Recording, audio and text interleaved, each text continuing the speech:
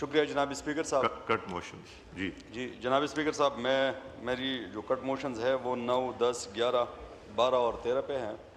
मैं जनरली बात करूंगा सारे कट मोशंस पे।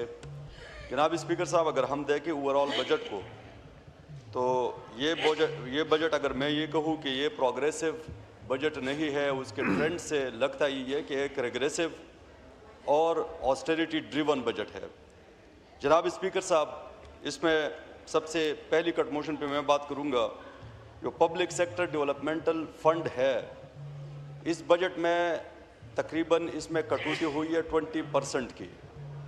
और अजीब बात यह है कि अगर आप प्रीवियस या पिछले साल को अगर आप देखें तो हेल्थ को डेवलपमेंटल मद में मिले थे 35 अरब, इसी बजट में उन्होंने दिए हैं सिर्फ 22 अरब। हायर एजुकेशन को मिले थे 83 अरब, जबकि इस बजट में उन्होंने दिए हैं सिर्फ 63 अरब। और केपी के खैबर पख्तूनख्वा की अगर हम बात करें तो जिस तरह हमारे साथ हर जगह नाइंसाफ़ी होती है, नेट हाइडल प्रॉफिट की तकरीबन हमारे 2000 से ऊपर के बकायाजात बनते हैं फेडरल पे, आज तक हमें उस मद में 1 रुपये नहीं मिला। इस सारे PSDP में सिर्फ हमें 55 करोड़ रुपए PSDP की मद में उन्होंने दिए हैं, और बाकी जितनी भी PSDP का फंड है वो या पंजाब में और या सिंध को गया है।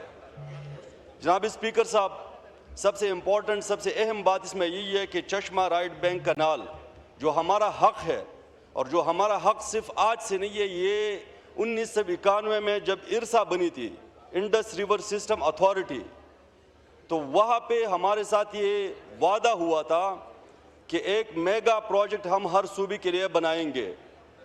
पंजाब वाला मेगा प्रोजेक्ट बना, सिंध वाला मेगा प्रोजेक्ट बना, लेकिन बदकिस्मती से हमारा ये प्रोजेक्ट आज तक नहीं बन सका।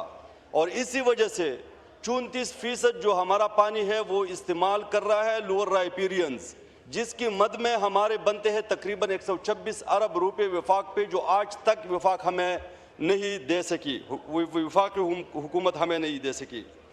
और जनाब स्पीकर साहब, ये सिर्फ इसलिए नहीं, ग़िज़ाई क़िल्लत को अगर आप देखें तो तकरीबन 11 मिलियन लोग ग़िज़ाई क़िल्लत का शिकार है पाकिस्तान में, और इसी कैनाल के बनने से 3 लाख एकड़ ज़मीन वो ज़रख़ीज़ ज़मीन बन जाएगी। लेकिन वफाकी हुकूमत की प्रायोरिटीज़ को आप देखें, सिर्फ 10 करोड़ का फंड इस चश्मा राइट बैंक कनाल के लिए उन्होंने मुख्तस किया है, जो सरासर नाइंसाफ़ी है। होना ये चाहिए था कि इससे बढ़ के और इससे ज़्यादा फंड वो इस कनाल को दे देते। जनाब स्पीकर साहब, सब्सिडीज़ को अगर आप देखें तो 1.16 ट्रिलियन सब्सिडीज़ इस बजट में उन्होंने दी है, लेकिन वो सब्सिडीज़ या एनर्जी सेक्टर में तकरीबन 87% उन्होंने एनर्जी सेक्टर्स में वो सब्सिडीज़ मुख्तस की है। जो टोटली अर्बन सेंट्रिक और जो टोटली कंज्यूमर, जो अर्बन, जो शहरी आबादी में लोग आबाद है, उनको दी हुई है। ठीक है, वाइंड अप कीजिए प्लीज़। उसके अलावा जनाब स्पीकर साहब, फर्टिलाइज़र और कॉरपोरेट सेक्टर को उन्होंने तकरीबन 104 अरब की सब्सिडी दी है जी, जबकि उमूमी आबादी की अगर आप उनको देखें तो तकरीबन 50 से 60% उनके पैसे लगते हैं फूड और फूड रिलेटेड आइटम्स पे। फूड और फूड रिलेटेड आइटम्स को उन्होंने सब्सिडी जो दी है वो 2% से भी कम है। जनाब स्पीकर साहब, ओवरऑल अगर आप सब्सिडी के ट्रेंड को देखें तो this is totally urban centric, जबकि हमारे देहाती आबादी जो है वो 80% से ज़्यादा लोग देहातों में रहते हैं, लेकिन उनके लिए इस बजट में कुछ नहीं दिया। जनाब स्पीकर साहब, जिस तरह शानदाना बीवी ने बात की कि you are actually breeding a revolution, आप सीड्स बो रहे हैं रिवोल्यूशन के, और इनकलाब फिर किसी का इंतज़ार नहीं करता।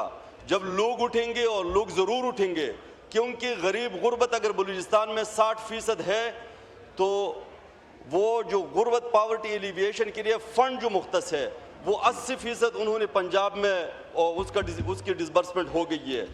इन्हीं सारी चीज़ों को उठा के ये लोग जब उठेंगे तो फिर हमारे पास मौका नहीं होगा कि हम किस तरह इसको फिर कंटेन करें। तो जनाब स्पीकर साहब, मैं हुकूमत से ये दरख्वास्त करता हूँ कि 80% अगर गरीब रूरल एरिया में, रूरल देहाती लोग हैं, तो उनके लिए भी अपनी पॉलिसी में कुछ जगह रखे, ठीक। उनको भी अकोमोडेट करें। Thank you. शुक्रिया जनाब Thank स्पीकर you. साहब।